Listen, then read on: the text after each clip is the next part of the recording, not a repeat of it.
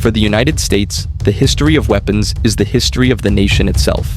Weapons have shaped America's rise from 13 fragile colonies to a global superpower. Today we're going to take a deep journey into the iconic weapons that changed history, how they worked, how they were used, the wars they defined, and the lasting legacy they left behind. When the American Revolution broke out in 1775, the weapon that symbolized that era was the musket. The most common was the British-made Brown Bess, a smoothbore flintlock musket that fired a .75 caliber lead ball. It was heavy, slow to reload, and painfully inaccurate beyond 100 yards. Soldiers often fired in mass volleys, more like walls of lead than precision shots. The American Continental Army, short on weapons in its early days, often relied on captured Brown Bess muskets or the French-made Charleville, which used a slightly smaller caliber. These guns were loaded with black powder and ball ammunition, rammed down the barrel with a metal rod, and fired when a flint struck steel to create a spark. In practice, they misfired often, sometimes exploding in a soldier's hands, yet they were the backbone of the revolution. Cannons also played a decisive role. Field artillery pieces, dragged across frozen terrain from Fort Ticonderoga, forced the British to evacuate Boston in 1776.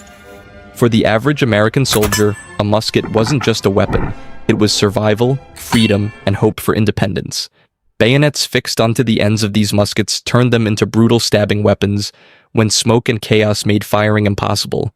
These crude, slow, and unreliable weapons nonetheless secured American independence, proving that even a poorly equipped army with enough grit and determination could stand against the world's strongest empire. Fast forward less than a century, and America found itself torn apart in the Civil War. This conflict, fought between 1861 and 1865, introduced a revolution in firepower. Gone were the days of smoothbore muskets. Rifled barrels and the deadly Minié ball changed everything. The Springfield Model 1861 rifle musket became the standard weapon of Union soldiers. Firing a .58 caliber Minié ball, this weapon was far more accurate, with an effective range of up to 500 yards.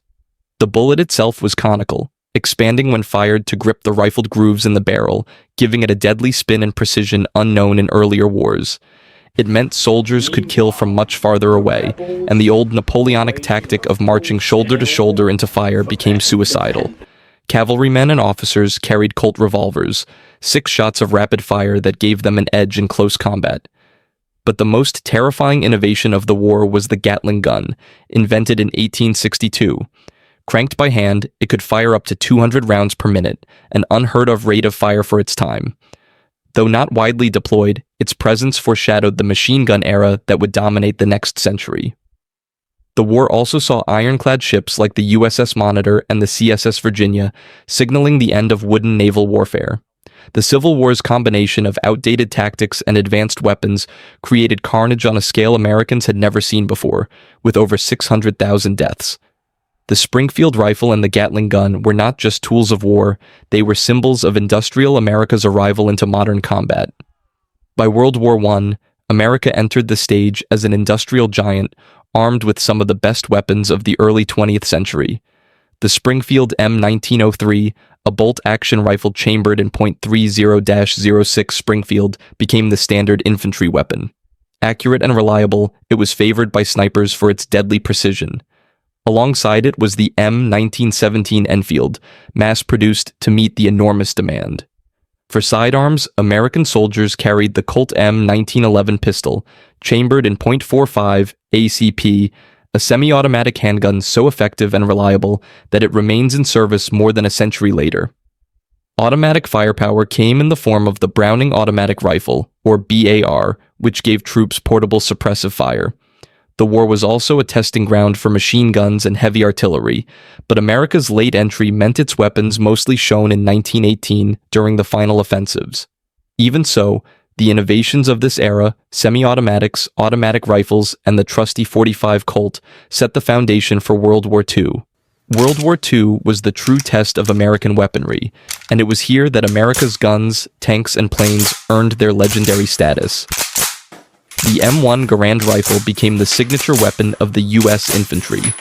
Chambered in 30006, it was semi-automatic and used an 8-round en-bloc clip, allowing soldiers to fire much faster than the German troops armed with bolt-action rifles.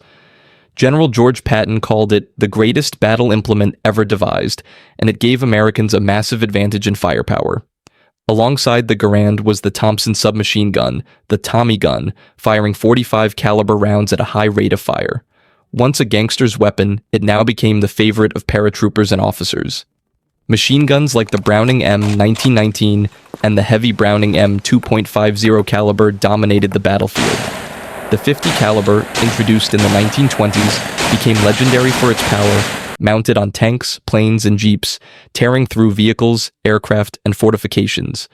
It was so effective that it remains in service in 2025, virtually unchanged. America's armored might came in the form of the Sherman tank, not the strongest or heaviest, but mass-produced in overwhelming numbers. In the skies, the P-51 Mustang fighter, armed with 6.50 caliber machine guns, turned the tide in air battles over Europe. Together, these weapons symbolized America as the arsenal of democracy. They didn't just win battles, they overwhelmed enemies through sheer production, firepower, and innovation. The Cold War and the Vietnam era saw another transformation. The most iconic weapon of this time was the M16 rifle.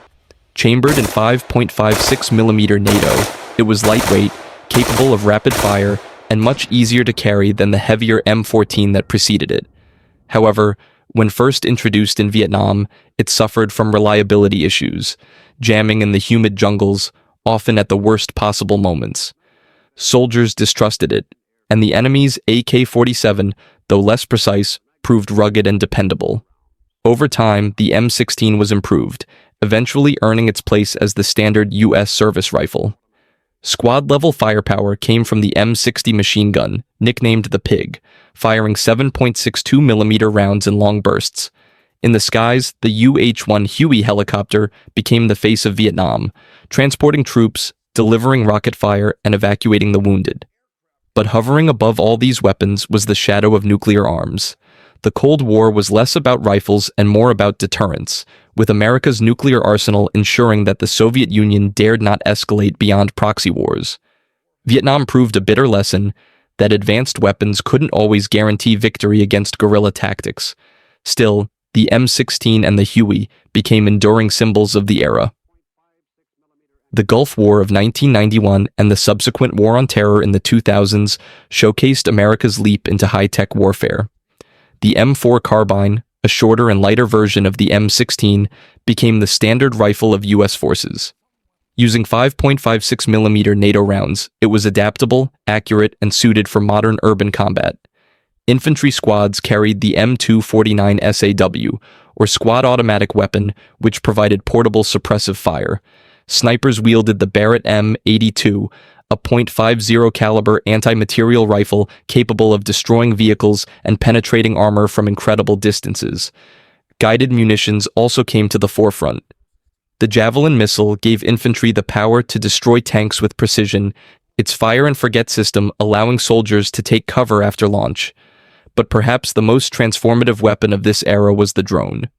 The Predator and later the MQ-9 Reaper drones allowed the U.S. to strike targets remotely with Hellfire missiles, changing the very definition of warfare.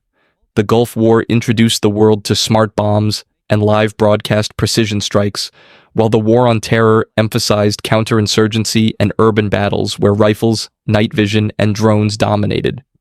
Now in 2025, the future of American weaponry is unfolding before our eyes.